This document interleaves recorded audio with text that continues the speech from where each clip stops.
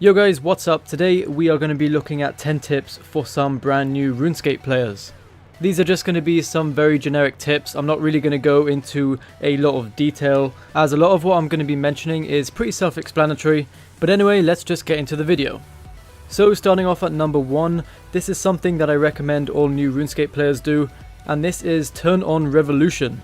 Revolution is a combat style that triggers your basic abilities for you automatically, so that means you won't have to be constantly pressing them yourself, and the only abilities that you actually need to press yourself are your thresholds and your ultimate abilities. So this is useful because let's say you want to watch TV and play RS at the same time, you can just sit there killing whatever monsters that you are killing with one hand on the mouse, and the only thing that you'll actually have to worry about is keeping your HP up and pressing your threshold and ultimate abilities. This is why I really recommend using this. It just makes RS a lot more fun and easy to play. Also in this tab, which you can get to by going to settings and then combat settings, you can see the XP selection in the top right. This basically allows you to choose what XP you want to gain when you are doing each combat style. So if you ever want to switch it up with what XP that you're gaining, just come to this tab and you can change it from here. Moving on to number 2, if you open up your settings and then go to interface settings, you can enable this Slayer counter, which will show you how many kills you have left of your Slayer task remaining. So if you have this enabled, you won't need an enchanted gem to tell you how many you have remaining. You can just have this up at all times. You can just move it around like this and place it wherever you want. Also in this tab, you can lock and unlock your interface so that you can move anything around wherever you want. And you can do this by toggling lock interface customization in the top right. One last thing within the settings that I recommend turning on is if you go to gameplay and then loot settings, turn on use area loot. What this does is it allows you to loot multiple things at once if they're within the same area. Just take a look at this for example. There are loads of things on the floor. All I have to do is click once and then this little loot tab comes up. Now from here what you can do is you can just right click on the items that you want and then take all of that particular item, or you can just loot all the items at once by pressing loot all.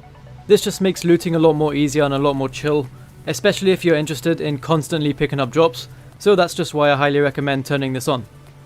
Next up we have challenges. So if you go to this little adventures icon, you will be able to see which challenges you have available to you right now.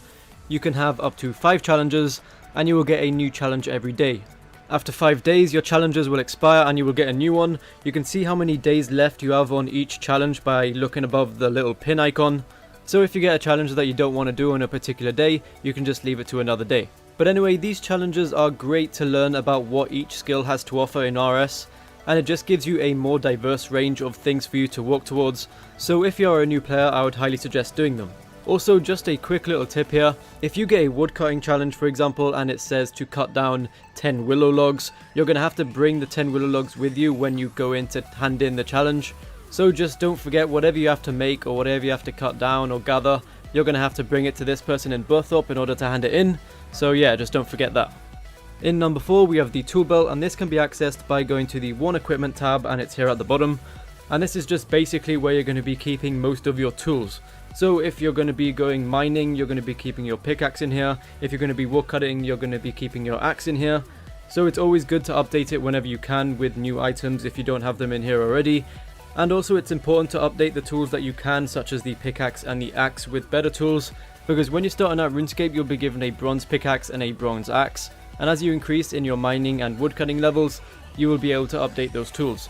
So just keep that in mind. Next up we have lodestones, and these are going to be your primary source of teleportation throughout RS.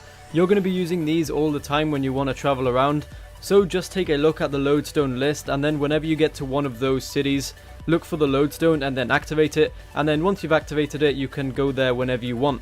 Now I'm not saying go to every single lodestone right now and get all of them, because as a new player you're only going to be teleporting to a few of them. So the ones I highly recommend getting are like Varrock, Edgeville, Lumbridge, Alcarid, Draenor, Port Sarim and Varrock. I think those are the main ones that you should be getting as a new player. There are a couple more that you should be getting as well, but I mean every teleport lodestone is useful. You're going to find a use for all of them at some point in the game. So as I mentioned earlier, just look at the lodestone list, and whenever you get to one of those cities, just activate it wherever it is. At number 6, you should choose a world with low ping. If you don't know what ping is, it's basically just how quick of a response that you get from the server. So if you have high ping, you have more lag than if you have less ping. Now you don't have to go through the whole world list and look for the one for the absolute lowest ping. Anything around 50 should be fine. And choosing a world with low ping will just make RS a lot more enjoyable experience for you. This is just because you'll have less lag. And also you can favourite up to 3 worlds at a time, so it's quicker to log on. And you can do this by clicking this little star next to the world, as you can see here, and then it will appear in the bottom right. I suggest just having 3 worlds that are low ping like I have, but I mean you can put whatever worlds that you want on there. Now I'm going to talk a little about bonds and what they are. So bonds are these items in RuneScape that you can either buy for around 10 mil each, or you can buy with real life money. And they can either be redeemed for RuneScape membership, Rune Metrics Pro packages, treasure hunter keys, rune coins, or a character name change. Now most of the people that buy bonds exchange it for membership. This way it saves them from having to buy membership with real life money. And the rest of the majority usually use it on treasure hunter keys whenever a promotion comes out. So if you're a new player and you don't want to spend in real life money on membership, you're going to have to save around 10 to 12 mil GP in order to buy one of these. At least that's what their price is at the moment. They could either go up or down. And then you'll be able to redeem 14 days of membership. However, if all you're looking for is money, then you can just buy a few of these bonds for real life money and then sell them on the Grand Exchange for like 10 to 12 mil GP each. Now I'm sure a lot of players actually do this, so I'm sure it's nothing to be frowned upon. But I mean, it is kind of cheating since you're just getting money for free in a way in the game, and you wouldn't have done anything to really earn that money. So if you want to do that, that option is available to you. But I personally wouldn't recommend it, as it takes some of the experience out of the game, such as like earning money for yourself. But you can do whatever you want to do. Next up we have quests. Now quests are a huge part of RuneScape.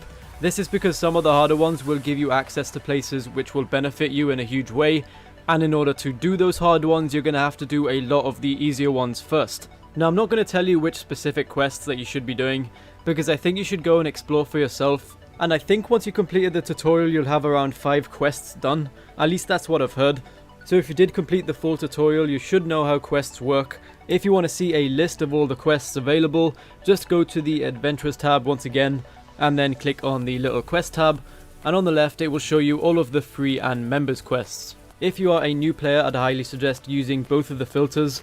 One filter just hides the ones that you can't start since you don't have the level requirements or quest requirements, and the other filter will only show you quests that the game recommends based on your current levels. When you click on a quest, you'll be able to see the items that are required for that quest, and you'll also be able to see which rewards that you're going to be getting. So if I were you, I'd just be looking at the quests and then looking at the rewards and seeing which rewards that you like. And then once you're more familiar with quests and you are a higher level, you can turn off the filters and then look at the other higher level quests which you cannot access yet. And then you'll be able to look at the requirements for what those specific quests are, and then you can work towards them. The only quest that I'm going to recommend to absolutely everyone is the Plague's End quest. Now if you're a new player and you've literally just started the game, don't pay attention to this at the moment, just do whatever quests that you want to do. But after you have done a lot of those quests and your levels are increasing, I'd highly suggest looking at the requirements for this quest. You need 75 in a lot of your skills, and you also have to have done quite a few quests prior to actually starting this one. This quest will give you access to an area called Prif, and here is where you'll find all the high levels hang out, and this is where you will get a lot of skilling opportunities. Now I know this is a video for new players, but just bear in mind if you're going to be questing a lot, this can be a very long-term goal for you to aim for. So if you're new to RS, you probably don't know about the community that RS has. I'm going to be posting a link to all the ones that I mentioned in the description, so just look down in the description if you want to take a look at them.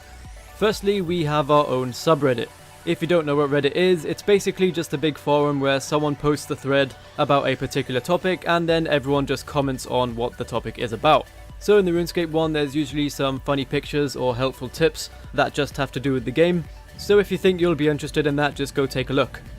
Next up, we have Twitch. If you don't know what Twitch is, it's basically just people streaming games.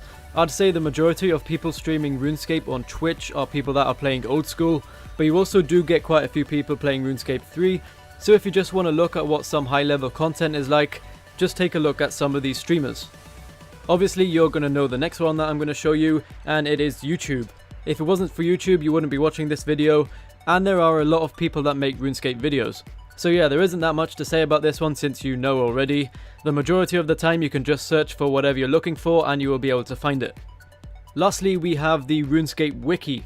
Now if you're looking for any piece of RuneScape information, you can come here and you're sure to find it. You can just search for whatever you're looking for at the very top, and whatever you're looking for related to RS, it should be in there.